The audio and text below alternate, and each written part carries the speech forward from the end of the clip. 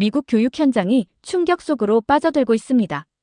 지금 미국의 10대 학생들 사이에서 공립고등학교를 떠나는 조용한 탈출이 확산되고 있습니다. 단순한 학업 포기도 반항도 아닙니다. 그들이 더 이상 학교를 안전한 공간으로 느끼지 못하고 있기 때문인데요. 그리고 그 작은 불씨는 캘리포니아의 한 고등학교에서 출발한 한국 수학여행에서 시작되었습니다. 단 7일간의 한국 방문이 학생들의 인식, 진로, 그리고 인생의 방향마저 완전히 바꿔놓았다고 하는데요. 왜 하필 한국이었을까요? 도대체 그 여행에서 무슨 일이 벌어졌던 걸까요? 충격적인 이야기 지금 시작합니다. 안녕하세요. 제 이름은 에밀리 존슨이에요. 저는 한국에 대해 진지하게 생각해 본 적이 거의 없었어요. TV 뉴스에서 본 것들만 알고 있었죠. 미사일 시험, 군인들이 가득한 국경, 그리고 둘로 나뉜 나라 정도만요. 캘리포니아에 있는 제 고등학교에서도 그런 이야기만 들려줬거든요. 그래서 솔직히 북한과 남한도 제대로 구분하지 못했어요. 제 삶은 단순하고 편안했어요. 매일 아침, 저는 연한 파란색 벽과 좋아하는 밴드 포스터가 붙어있는 작은 침실에서 일어나고 있었죠. 긴 금발 머리를 빗고 청바지와 티셔츠를 입고 학교로 향하고 있었어요. 매일 같은 일상이 반복되고 있었어요. 학교는 그냥 그랬어요. 수학은 어려웠지만 책 읽는 건 좋아하고 있었죠. 친구들과 저는 매일 같은 점심 테이블에 앉아 있었어요. 우리는 평범한 10대 이야기를 나누고 있었어요.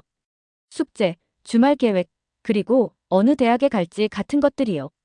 우리의 모든 꿈은 미국 국경 안에만 머물러 있었어요. 다른 나라에서 사는 것은 생각해 본 적도 없었죠. 저는 키가 꽤 크고 마른 편이에요. 그리고 파란 눈을 가지고 있죠. 사람들은 제가 생각이 깊어 보인다고 하지만 사실은 그냥 부끄러움이 많은 거예요. 말하기 전에 지켜보고 듣는 걸 더 좋아하고 있었어요. 엄마는 제가 다른 사람들의 감정에 깊이 신경 쓴다고 말씀하시는데 그건 아마 맞을 거예요. 작년에 친구가 시험에 실패하고 울었을 때 저는 몇 시간 동안 그냥 듣기만 하면서 친구 곁에 있어 주었거든요. 우리 고등학교는 특별 조회 시간에 수학여행 계획을 발표했어요. 체육관은 수백 명의 학생들이 속삭이고 웃는 소리로 시끌벅적했어요. 윌리엄스 교장 선생님이 무대에 서서 목을 가다듬고 있었죠. 올해 졸업생 수학여행은 일본이나 한국 중 하나로 가게 될 겁니다. 교장 선생님이 말씀하셨어요. 체육관이 흥분으로 폭발했어요. 거의 모든 학생들이 바로 일본이라고 외치기 시작했어요. 저도 친구들과 함께 고개를 끄덕이고 있었죠. 일본은 명백한 선택처럼 보였어요. 멋진 로봇, 예쁜 벚꽃나무, 맛있는 음식. 그에 비해 한국은 좀 위험해 보였어요. 한국은 아직도 전쟁 중 아니야? 제 친구가 속삭였어요. 저는 뉴스 헤드라인을 떠올리며 고개를 끄덕였어요. 당연히 일본이 더 나은 선택이었죠. 하지만 그때 항상 질문을 많이 하는 조용한 소년 타일러가 손을 들었어요. 그가 말했어요. 사실 한국의 밤거리는 총기 폭력이 있는 대부분의 미국 도시보다 더 안전해. 체육관이 완전히 조용해졌어요. 아무도 할 말을 모르고 있었어요. 그의 말이 사실일지도 모른다는 생각에 불편함을 느끼고 있었어요. 전에는 미국이 안전하지 않을 수도 있다는 생각을 해본 적이 없었거든요. 그날 밤 침실에서 저는 잠을 이루지 못하고 있었어요. 타일러가 한 말이 계속 생각나고 있었죠. 노트북을 꺼내서 한국에 관한 영상을 검색했어요. 놀라운 것을 발견했죠. 한국 학교 급식이었어요. 작은 반찬이 여러 개 있고 밥과 국, 신선한 채소가 있는 고급 레스토랑 식사 같아 보였어요. 우리의 피자와 초콜릿 우유와는 전혀 달랐죠. 더 많은 영상을 보고 있었어요. 깨끗한 교실에서 새 컴퓨터를 사용하는 한국 학생들, 항상 정시에 달리는 빠른 기차들, 밤에도 두려움 없이 혼자 걷는 사람들로 가득한 거리. 제 머릿속이 이상하게 느껴졌어요. 마치 모든 것이 뒤집어지는 것 같았어요. 그동안 한국에 대해 제가 틀렸던 걸까요? 사실이 아닌 것들을 믿고 있었던 걸까요? 세상이 갑자기 제가 상상했던 것보다 훨씬 더 크게 느껴졌어요. 그리고 저는 제가 실제로 얼마나 적게 알고 있는지 깨닫고 아주 작게 느껴지고 있었어요. 투표하는 날이 금방 다가왔어요. 피터슨 선생님이 교실 앞에 서서 클립보드를 들고 계셨어요. 일본을 선택하는 사람은 손을 들어주세요. 선생님이 말씀하셨어요. 거의 모든 손이 바로 올라갔어요. 제 친구들을 바라보니 모두 일본을 선택하고 있었어요. 제 뱃속이 꽉 조여오는 느낌이었어요. 밤새 한국에 관한 영상을 보고 있었거든요. 놀라운 학교들, 안전한 거리들, 맛있는 음식들에 대해 읽고 있었죠. 뭔가가 제 안에서 바뀌고 있었어요. 이제 한국을 선택하는 사람, 피터슨 선생님이 물으셨어요. 교실이 조용했어요. 처음에는 아무도 손을 들지 않았어요. 제 심장이 빠르게 뛰고 있었어요. 천천히, 마치 무거운 것을 들어올리는 것처럼 손을 들었어요. 몇몇 학생들이 놀란 표정으로 저를 쳐다보고 있었어요. 그때 뜻밖의 일이 벌어졌어요. 짧은 갈색 머리에 죽은 깨가 있는 사만다도 손을 들었어요. 교실 반대편에서 저를 향해 미소 짓고 있었죠. 최종적으로 한국을 선택한 학생은 6명이었어요. 그룹을 만들기에 충분한 인원이에요. 나중에 사만다가 복도에서 저를 따라잡았어요. 왜 한국을 선택했어? 그녀가 물었어요. 뉴스에서 보는 것보다 더 많은 것이 있을 것 같아서 라고 저는 간단히 대답했어요. 여행 전 몇 주는 순식간에 지나갔어요. 부모님이 짐을 싸는 걸 도와주셨는데 제가 옷을 여행 가방에 접어넣는 동안 걱정스러운 표정을 짓고 계셨어요. 매일 전화하겠다고 약속해야 했어요. 부모님의 두려움을 이해했어요. 예전에 제가 믿었던 것과 같은 생각을 한국에 대해 갖고 계셨거든요. 마침내 그날이 왔어요. 비행기는 수백 개의 좌석이 있는 거대한 크기였어요. 이렇게 멀리 가본 적이 없었어요. 14시간 동안 우리는 광활한 태평양 위로 날고 있었어요. 작은 창문 밖으로 아래에 있는 구름과 작은 섬들을 바라보고 있었어요. 제 배가 아팠는데 비행 때문만이 아니라 걱정 때문이기도 했어요. 제 조사가 모두 틀렸다면 어떡하죠? 한국이 정말 위험하다면요? 비행기에서 잠을 많이 자지 못했어요. 안전한 캘리포니아에 대해 생각하며 끔찍한 실수를 한 건 아닌지 고민하고 있었어요. 인천공항에 마침내 착륙했을 때 오랫동안 앉아있느라 다리가 후들거리고 있었어요. 선생님을 따라 공항을 지나가며 사만다 가까이에 붙어 있었어요. 공항은 바로 저를 놀라게 했어요. 밝은 조명을 반사하는 반짝이는 바닥이 있어 믿을 수 없이 깨끗했어요. 모든 것이 새롭고 현대적으로 보였어요. 입국 심사대에는 여권을 스캔하는 기계가 있었어요. 몇 초 만에 통과했어요. 미국 공항처럼 긴 줄이 없었어요. 깔끔한 제복을 입은 직원들이 미소 지으며 완벽한 영어로 말하면서 출구 방향을 안내해주고 있었어요. 공항 밖에서 우리는 공항 리무진이라는 특별한 버스에 탔어요. 좌석은 영화관 좌석처럼 편안했어요. 버스가 출발하자 저는 얼굴을 창문에 바짝 대고 있었어요. 도로는 구멍 하나 없이 매끄러웠어요. 자동차들은 경적 소리 없이 질서정연한 줄로 움직이고 있었어요. 몇 분마다 높은 건물들 사이에 자리 잡은 아름다운 공원들을 지나가고 있었어요. 이건 제가 상상했던 한국이 아니었어요. 군인도 긴장감도 위험도 없었어요. 그저 제 고향보다 더 발전된 깨끗하고 정돈된 도시였어요. 그날 밤 호텔방에서 저는 창가에 서서 서울의 거리를 내려다보고 있었어요. 늦은 시간임에도 사람들은 밝은 거리를 따라 차분하게 걷고 있었어요. 여성들은 혼자 쇼핑하고 있었고 10대들은 편의점 밖에서 함께 웃고 있었어요. 아무도 두려워 보이지 않았어요. 이상한 느낌이 저를 감쌌어요. 마치 제가 작은 거품 속에서 살다가 갑자기 그 거품이 터진 것 같았어요. 세상은 제가 상상했던 것보다 더 크고 다양했어요. 그리고 이것은 제가 얼마나 잘못 알고 있었는지 발견하는 시작일 뿐이었어요. 서울에서의 첫날 저녁 식사 후 선생님이 우리에게 호텔 근처 지역을 밤 11시까지 구경해도 된다고 하셨어요. 무리지어 다녀야 하고 조심해야 한다고 말씀하셨죠. 사만다는 쇼핑몰을 구경하고 싶어 했지만 저는 작은 골목길에서 들려오는 음악 소리에 더 관심이 갔어요. 나중에 만나자 제가 친구들에게 말했어요. 제 대담함에 스스로도 놀라고 있었죠. 아름다운 선율을 따라 거리를 걸어갔어요. 곧 낯선 도시에서 밤에 혼자 있다는 걸 깨달았어요. 잠시 두려움이 가슴을 조여왔어요. 집에서는 부모님이 절대 어두워진 후에 혼자 걷게 하지 않으셨거든요. 그런데 주변을 둘러보니 여성들이 혼자 걷고 있었어요. 휴대폰을 보거나 쇼핑백을 들고 있었죠. 아무도 두려워 보이지 않았어요. 어두운 구석에 수상한 사람들도 없었고요. 상점과 가로등의 빛으로 거리는 환하게 밝혀져 있었어요. 서울에 혼자 서서 중요한 깨달음을 얻었어요. 제가 두려워했던 위험은 여기 없었어요. 그건 오히려 매달 총기 난사자로부터 숨는 훈련을 하는 집에 있었죠.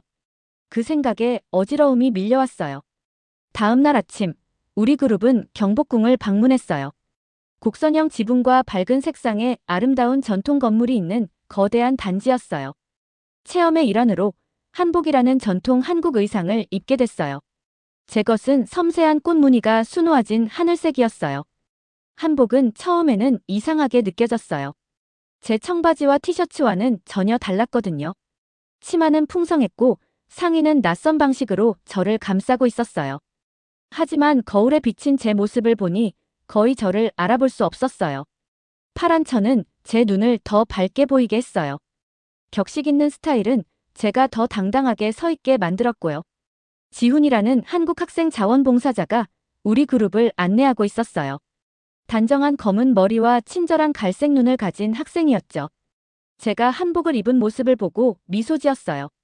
파란색이 당신 눈과 완벽하게 어울리네요. 그가 말했어요.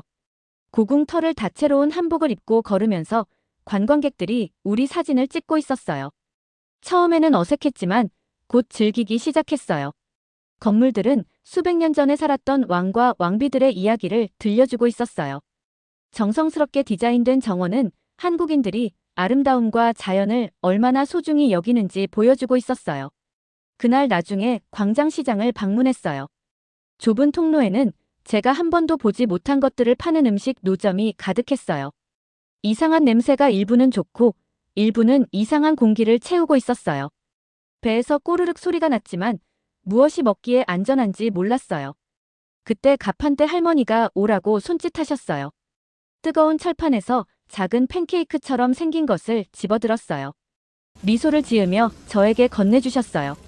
망설이다가 작게 한 입 베어 물었어요. 입 안에서 맛이 터졌어요. 약간 달콤하고 조금 짭짤하고 완전히 맛있었어요. 이게 뭐예요? 제가 방금 먹었던 것을 가리키며 물었어요. 호떡, 천천히 말씀하셨어요. 달콤한 팬케이크 만드는 법을 보여주셨어요. 뜨거운 표면에 반죽을 부어 갈색 설탕과 견과류를 넣고 있었죠. 부탁하지도 않았는데 또 다른 호떡을 만들어 저에게 건네주셨어요. 제가 돈을 내려고 하자 고개를 젓고 부드럽게 제 팔을 두드려 주셨어요. 낯선 사람의 이 단순한 친절에 눈물이 나려고 했어요. 위험을 찾으러 바다를 건너왔는데 대신 따뜻함과 환대를 발견했어요. 그날 밤 제 일기장에 썼어요. 보이지 않는 경계선을 넘었다고요. 세상이 달라졌거나 아니면 제가 달라진 걸지도 몰라요. 여행 나흘째 되는 날, 우리는 서울국제고등학교를 방문했어요. 버스가 크고 현대적인 건물 앞에 멈추자 제 속이 두근거리고 있었어요. 깔끔한 교복을 입은 학생들이 웃고 떠들며 정문으로 흘러들어가고 있었어요. 안에 들어가니 밝은 조명 아래 복도가 반짝이고 있었어요. 지훈이 입구에서 우리를 맞이했어요. 그날 우리 안내를 맡은 자원봉사자였죠. 오늘은 몇몇 수업에 참여하고 우리와 함께 점심을 먹게 될 거예요. 우리가 처음 방문한 수업은 고급 수학 수업이었어요.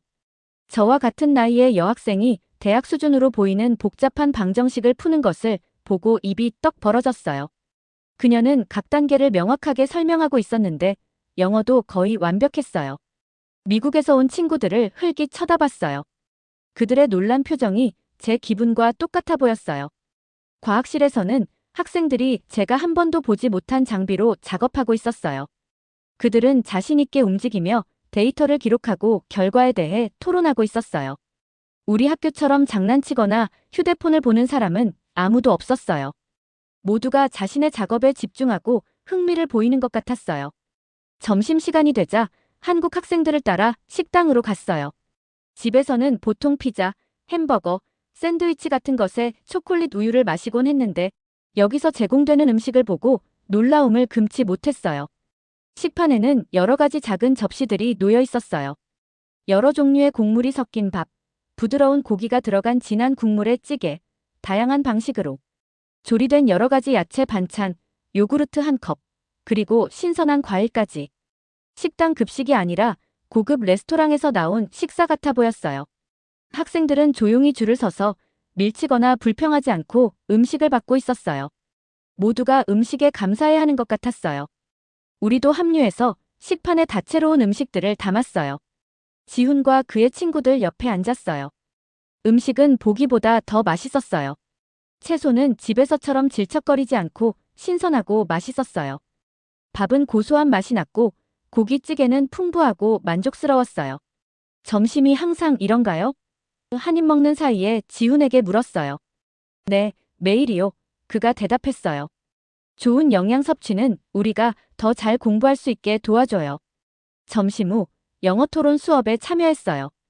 선생님은 우리에게 한국과 미국 학교의 차이점에 대해 이야기해 보라고 하셨어요. 처음에는 부끄러웠지만 한국 학생들은 미국 생활에 대해 듣고 싶어 열심이었어요. 민지라는 여학생이 손을 들었어요. 미국 학생들은 한국에 대해 뭘 배우나요? 그녀가 직접 저에게 물었어요. 그 질문이 저를 강하게 때렸어요. 집에서 배웠던 역사와 지리 수업에 대해 생각해 봤어요. 한국에 대해서는 한국전쟁에 대한 짧은 문단 말고는 거의 배우지 않았어요. 제가 알고 있는 대부분은 북한의 위협에 관한 짧은 뉴스 영상에서 나온 것이었죠. 우리는 많이 배우지 않아요. 솔직하게 대답했어요. 주로 북한과 미사일에 관한 것만 조금요. 한국 문화나 일상생활에 대해서는 전혀 배우지 않아요. 민지는 놀라워 보였지만 화나 보이지는 않았어요. 저를 판단하는 대신 그녀와 다른 학생들은 미국 생활에 대해 더 많은 질문을 했어요. 그들은 모든 것에 호기심이 많았어요. 마이너스 우리 학교 시스템, 취미, 가족에 대해서요. 그러다 누군가 미국의 학교 안전에 대해 물었어요. 저는 매달 하는 총기 난사 대비 훈련에 대해 설명하고 있었어요. 책상 밑에 숨고 문을 잠그고 조용히 있으면서 만약 누군가 총을 들고 학교에 온다면 어떻게 살아남는지. 교실이 완전히 조용해졌어요. 한국 학생들은 충격받은 표정으로 저를 쳐다보고 있었어요. 지훈의 얼굴이 하얗게 변했어요. 학교에서 총에서 숨는 연습을 해요? 그가 속삭였어요. 그들의 겁에 질린 표정을 보면서 갑자기 제 일상적인 삶을 그들의 눈으로 보게 됐어요. 제게 일상이었던 것이 이제는 너무나 잘못된 것처럼 보였어요. 왜 이걸 당연하게 여겼을까요? 내 나라가 교실에서 학생들을 안전하게 보호하지 못하는데 왜 한국을 두려워했을까요? 그날 저녁 호텔로 돌아와서 창가에 혼자 앉아 있었어요. 바깥에는 서울이 어두운 하늘 아래 반짝이고 있었어요. 내 안에서는 전쟁이 벌어지고 있었죠. 내 나라가 모든 면에서 최고라고 믿었던 모든 것이 무너지고 있었어요. 제 마음은 쉬운 답이 없는 불편한 질문들로 가득 차고 있었어요. 사만다가 방 건너편 침대에 털썩 누웠어요. 갈색 단발머리가 샤워 후 아직 젖어 있었죠. 그래서 그녀가 웃으며 말했어요. 여기로 전학 올 생각 중이야? 농담으로 한 말이었지만 그 순간 제 안에서 뭔가가 바뀌었어요. 말도 안 되는, 불가능해 보이는 생각이 자리 잡기 시작했어요. 만약 여기서 공부할 수 있다면 어떨까요? 만약 이곳이 제 세상이 될 수 있다면요? 인생에서 처음으로 제가 항상 기대했던 것과는 완전히 다른 미래를 상상해 보기 시작했어요.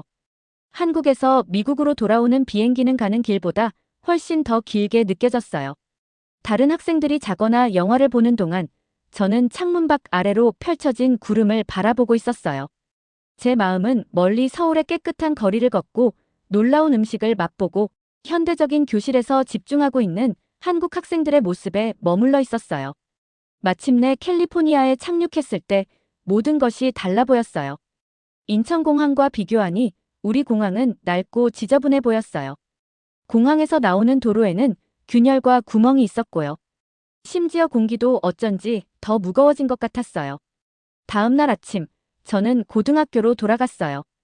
익숙한 복도가 이제는 초라해 보였어요. 깜빡이는 형광등이 두통을 일으키고 있었어요. 식당에서는 기름진 피자와 초콜릿 우유가 담긴 식판을 멍하니 바라보고 있었죠. 한국에서 즐겼던 건강하고 다채로운 식사에 비하면 너무 초라해 보였어요. 일본은 어땠어? 누군가 우리 점심 테이블에 앉아 있는 케빈에게 물었어요. 케빈은 로봇 레스토랑과 고대 사찰에 대한 신나는 이야기를 시작했어요.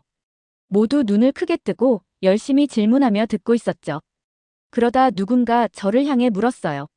한국은 어땠어? 무서웠어? 입을 열었다가 다시 닫았어요. 어떻게 제가 본 것과 느낀 것을 설명할 수 있을까요? 우리의 세계관이 얼마나 제한적인지, 불과 며칠 전까지 저도 똑같이 좁은 시야를 가지고 있었다는 걸 어떻게 말할 수 있을까요? 우리나라가 모든 면에서 최고가 아닐 수도 있다는 걸요. 예상했던 것과 전혀 달랐어요. 정말 놀라웠어요. 아무도 더 이상 질문하지 않았어요. 그들은 로봇 웨이터에 대한 케빈의 일본 이야기로 다시 관심을 돌렸고 제 변화된 세계관보다 그쪽에 더 흥미를 느끼는 것 같았어요. 그날 밤 저녁 식사 시간에 부모님은 뭔가 달라진 걸 눈치채셨어요. 음식을 거의 먹지 않았고 집에 돌아온 이후로 거의 말을 하지 않았거든요. 에밀리, 괜찮니? 엄마가 걱정스러운 표정으로 물으셨어요. 너 너무 조용해. 포크를 내려놓고 깊게 숨을 들이쉬었어요. 중요한 얘기가 있어요. 부모님은 서로를 걱정스럽게 바라보셨어요. 한국에서 공부하고 싶어요. 용기를 잃기 전에 말이 쏟아져 나왔어요. 일주일만이 아니라 고등학교를 거기서 마치고 싶어요. 부모님 얼굴에 충격이 퍼졌어요. 아빠는 입을 열었다 닫았다 소리 없이 하고 계셨어요. 엄마의 눈에는 눈물이 고이고 있었어요. 하지만 얘야, 마침내 엄마가 속삭였어요. 너무 멀잖아.